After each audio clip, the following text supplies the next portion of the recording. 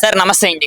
నమస్కారం అండి. సార్ ఇప్పుడు మన 'జక్కన్న' అలాగే మన 'మహేష్ బాబు' గారి మూవీ రానొస్తుందని మనందరికీ తెలిసిందే. దాని పేరు 'ఎస్ఎస్ఎంబి 29' అని కూడా మనకైతే తెలుస్తుంది.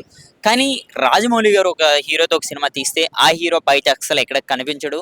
మెయిన్ ఏంటంటే ఆయన లుక్ అసలు బయట అన్నది పెట్టరు. కానీ 'మహేష్ బాబు' గారు రోజుకి ఒక వేలో అంటే ఒక పబ్లిసిటీ అనుకోవచ్చా? లేకపోతే ఫ్యాన్స్‌ని ఉత్సాహంగా పరుస్తున్నారు అనుకోవచ్చా? మరి తెలీదు.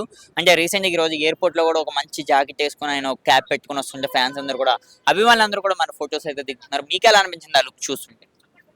చాలా బాగుందండి లుక్. లాంగ్ హెయిర్, ఆ గడ్డం కొంచెం రగ్గడ్గా అనిపించింది. ఏం చేస్తున్నాడో రాజమౌళి గారు ఏదో మిరాకిల్ చేస్తాడు. కాబట్టి యాళ్ళ పబ్లిసిటీకి అవసరం లేదు. ఎందుకంటే వాళ్ళు ఎయిర్‌పోర్ట్‌లో వస్తుంటే అది అభిమానులు ఫోటో అడిగారు. ఆ ఫోటో ఇచ్చాడు మహేష్ బాబు. అంతే తప్ప ఈ సినిమా రాజమౌళి గారు మన మహేష్ బాబు చేస్తున్న సినిమా నే నేషనల్ కాదు, హ్మ్. లోకల్ కాదు, ఇంటర్నేషనల్. చాలా అద్భుతమైన సినిమా తీయబోతున్నారు.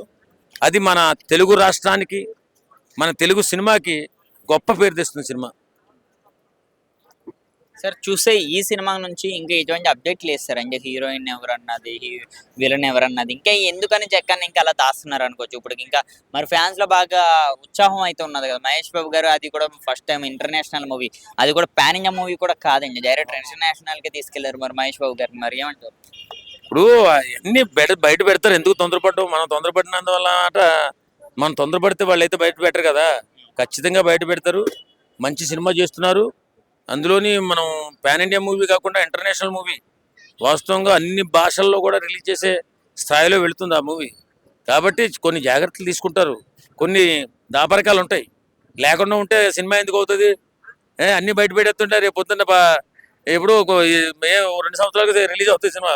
నెక్స్ట్ ఇయర్ 25 అనుకుంటా. ఏ కాబట్టి కొన్ని దాపరికాలు ఉంటాయి.